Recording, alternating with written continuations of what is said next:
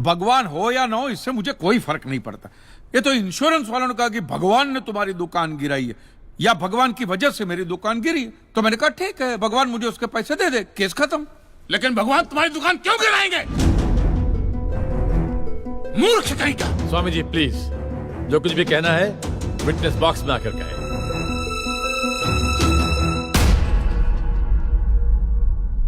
एतस्य पातिकीं क्षम्यताम्, एतस्य पातिकीं क्षम्यताम्। ईश्वर इसके पापों को क्षमा करे। भगवान तुम्हारी दुकान क्यों गिराएंगे? मैं भी तो वही कह रहा हूं, भगवान मेरी दुकान क्यों गिराएंगे? उनको तो बहुत और भी इंपॉर्टेंट काम होते होंगे। तो आप ये इंश्योरेंस वालों से कह के मेरे पैसे दिला दीजिए, बात खत्म हो जाती है। इंश्योरेंस कंपनी भी आपके पैसे क्यों दे? इंश्योरेंस के टर्म्स एंड कंडीशंस पर आपकी साइन है। Exhibit number 1 sir. बस तो मिलोट फिर मुझे भगवान को ही पकड़ना पड़ेगा। तो फिर बुलाइए वो राम जी, शिव जी, गणपति, जिससे भी आपकी पट्टी कीजिए, हड़गुम्बा तांडव बिंडो करके उधर। मूर्ख! मोक्ष की प्राप्ति होती है तभी भगवान मिलते हैं। तेरे जैसे तुच्छ मनुष्य के लिए भगवान धरती पर नहीं आएंगे। होंगे तो आएंगे ना महाराज। अरे क्या इतना लाखों का टर्नओवर है आपका, और थोड़ा ही सेटलमेंट करना, कर दीजिए, मैं तो कैश डिस्काउंट भी दूंगा। ये सच। I object my lord. भगवान की सेवा कार्य को धंधा कह रहे मिस्टर कान जी, बिजनेस? हाँ, ये बिजनेस ही है मिलोट, बिल्कुल बिजनेस है ये। किसी भी धर्म स्थल पे जाइए तो सबसे पहले पार्किंग का पैसा दो, फिर वो छोटी लाइन, स्पेशल लाइन में खड़े रहने का पैसा, फिर फूल, चद्दर, कैंडल खरीदने का पैसा, और दान पेटी बिल्कुल मूर्ति के सामने ही रखते, जैसे सर झुका पैसा डालना पड़ता है। और ये लोग तो भगवान के प्रसाद के लड्डू का भी पैसा लेते हैं मिलोट।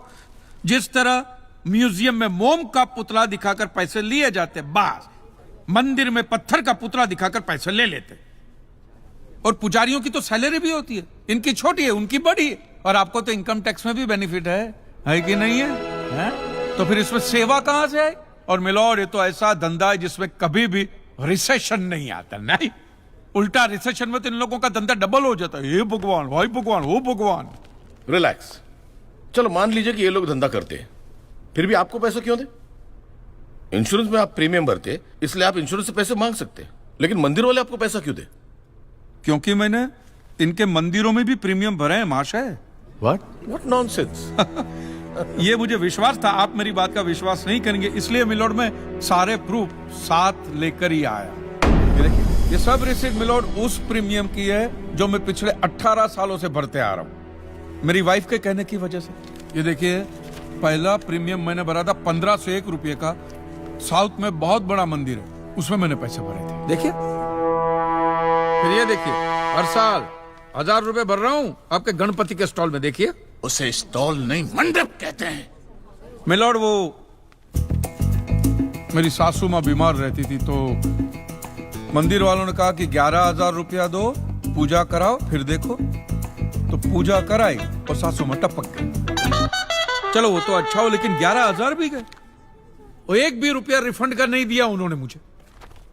फिर ये देखिए, ये मस्जिद का चंदा, दरगाह की चद्दर, चर्च की कैंडल, फकीर की झोली, बाबा की अगरबत्ती, माँ की चुंदड़ी, टोटल में 10-10.5 लाख रुपया इन सारी दुकानों में भर चुका हूं। बस! क्या दुकान लगा रखा है? इसे मंदिर कहते हैं, मंदिर! और मंदिर में लोग अपने परिवार की शांति और समृद्धि के लिए अपनी इच्छा से पैसा देते हैं। तो मैंने भी मेरे परिवार की शांति और समृद्धि के लिए ही पैसे भरे थे महाराज, कोई गन्ना चूसने के लिए इन्वेस्ट नहीं किए थे। लेकिन आपके भगवान ने मेरी शांति उखाड़ के फेंक दी, क्योंकि भूकंप तो मिलोट सिर्फ भगवान ही ला सकते, इंसान के बस की तो बात है ही नहीं। तो मुझे बताइए, मेरा हक नहीं बनता भगवान से पैसे वसूलने का? मिस्टर कान जी, आपका झगड़ा भगवान से है ना, तो डायरेक्ट भगवान से पैसे मांग लीजिए ना, मंदिरों के पास क्यों मांग रहे? वकील साहब, आपके घर में बिजली या इलेक्ट्रिसिटी कौन सी कंपनी की आती है? रिलायंस की ना। तो घर में जब कभी भी बिजली का प्रॉब्लम होता है तो आप रिलायंस की ऑफिस में ही फोन करेंगे ना, सीधे अनिल अंबानी को तो नहीं बुलाएंगे ना। अनिल भाई आओ लाइट की, अनिल भाई आओ लाइट की। साइलेंस। आप कहना क्या चाहते हैं? What do mean? ये जो साधु यहाँ है, ये जो पंडित जी यहाँ है, ये क्या भगवान के ऑफिसर्स है? नहीं नहीं, ये लोग ऑफिसर्स नहीं है भाई। ऑफिसर तो पढ़े लिखे लोग होते हैं। ये लोग तो देखो देखो मुंह देखो, सेल्समैन है मिलोड, सेल्समैन। ये भगवान के कलेक्शन एजेंट है, क्योंकि इन्होंने भगवान की फ्रेंचाइजी ली। न्यायाधीश महोदय, ये मनुष्य नास्तिक है। जो ये कह रहा है उसका ज्ञान स्वयं से नहीं है, परंतु हम तो साधु हैं, इसे क्षमा कर देते हैं। लेकिन इस अधम पाप के लिए दुनिया इसे कभी माफ नहीं करेगी। तेरा घर से निकलना कठिन हो जाएगा अगर भगवान के विरुद्ध कुछ भी कहा तूने। मैया मोरी, ये आपको मेरी चिंता हो रही है कि मिलोड के सामने मुझे चेतावनी दे रही हैं? हमें जीव मात्र की चिंता है। तो फटाफट पैसे निकाले, बात खत्म कीजिए फिर। My Lord, this is enough. ये डोनेशन रिसीट्स है, जनरल सबमिशन। भगवान और मेरे क्लाइंट के बीच कोई एजेंसी एग्रीमेंट नहीं है। कांजी बेतु की बात कर रहे हैं। इतनी छोटी सी बात के लिए भगवान पर केस नहीं हो सकता। छोटी बात मिलोड, ये छोटी बात नहीं है। वो दुकान मेरा सब कुछ है, मेरी रोजी रोटी, मेरे बीवी बच्चों का सहारा वो दुकान है। और एक एक रुपया जोड़ के दिन रात की मेहनत के बाद मैंने वो दुकान बनाई थी। आज वहां पे सिर्फ जमीन का टुकड़ा रह गया है, वो भी कोई लेने को तैयार नहीं है। ये मंदिर वाले कहते हैं श्रद्धा से दान दो, आपका कभी बुरा नहीं होगा। और इंश्योरेंस वाले कहते हैं टाइम पे प्रीमियम दो, बुरा हुआ तो हम है ना। तो मैंने तो दान भी दिया है मिलोड, और प्रीमियम भी भरे, और आज दोनों के दोनों ने हाथ ऊपर कर लिए। मैं एक मामूली आदमी, मिडिल क्लास मैन, मेरा परिवार, मेरे बीवी बच्चे रास्ते पे आ जाएंगे। नहीं मिलोड, आपको मेरी बात इस अदालत में रखने का मुझे मौका देना ही चाहिए। और भारत का संविधान भी मुझे मेरी बात इस अदालत में रखने का हक देता है। Please milord.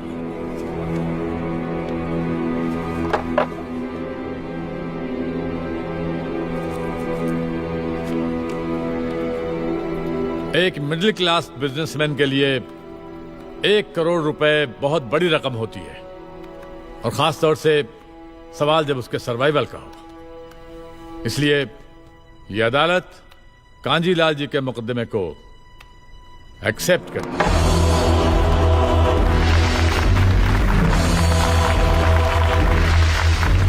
साइलेंस। और सारे एविडेंस और आर्गुमेंट्स को अच्छी तरह एग्जामिन करने के बाद यह फैसला देगी कि मिस्टर कांजीलाल को इनके पैसे मिलेंगे या नहीं।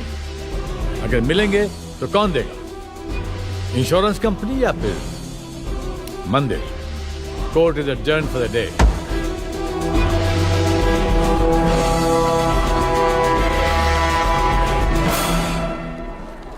रुकिए रुकिए महाराज, अब आप लोगों को जितनी पूजा करनी हो, आरती करनी हो, जितना घंटा हिलाना हो, सब हिला लीजिए आप।